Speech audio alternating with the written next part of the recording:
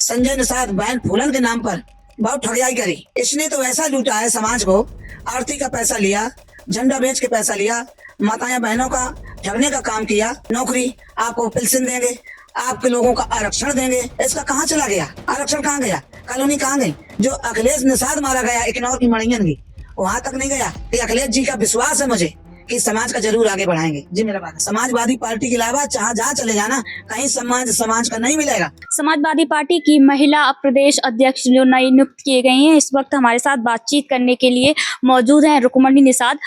सबसे पहले तो आपका भारत समाचार में बहुत बहुत स्वागत है। आपको सपा ने जिम्मेदारी दी है, इस पर आपकी क्या राय है? मेरी राय है कि मैं इनको आगे बढ़ाऊं। मैं अपनी समाज से विनती करके इनको आगे बढ़ाने का काम करूं। मेरी ये राय है।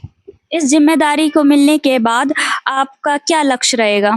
मेरा लक्ष्य रहेगा कि मैं रात और दिन हर जिले में जाने का काम करूं, और चाहे महिला हो चाहे पुरुष हो, सबका जोड़ने का काम करूं।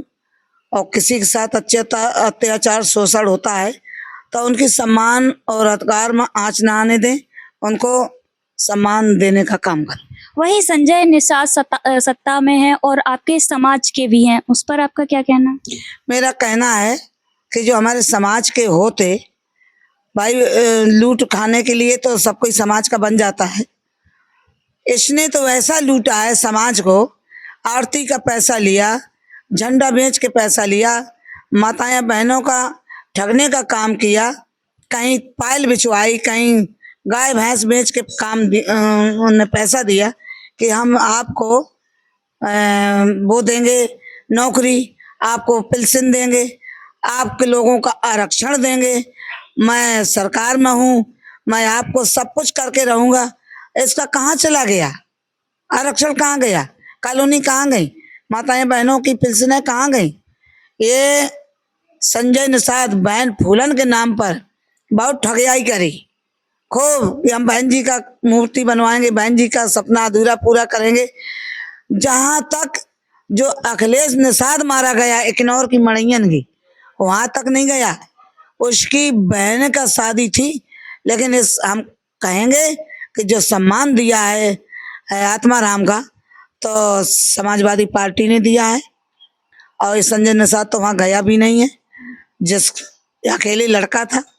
तो मैं तो ये कहूँगी, जहाँ मेरी समाज मेरी आवाज सुने, मेरी बात सुने, तो मैं तो यही कहूँगी कि बहन फूलन का मान के और साइकिल का सिंबल वाला आगे 2027 में वोटिंग करें और अपने बच्चों का सम्मान बढ़ाएं, अपने बच्चों का अधिकार पाएं।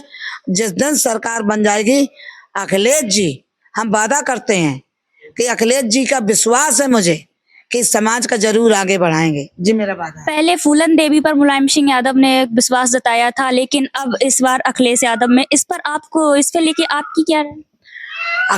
अखिलेश जी का जो बाबूजी ने बहन फूलन का बेटी बनाया था, उनको 3 बार चुनाव लड़ाया, 2 बार सांसद बनी, और उनका जेल से वापस करा, केस वापस लिए, तो इससे बढ़ के कहाँ सम्मान मिलेगा? कहीं मिलेगा?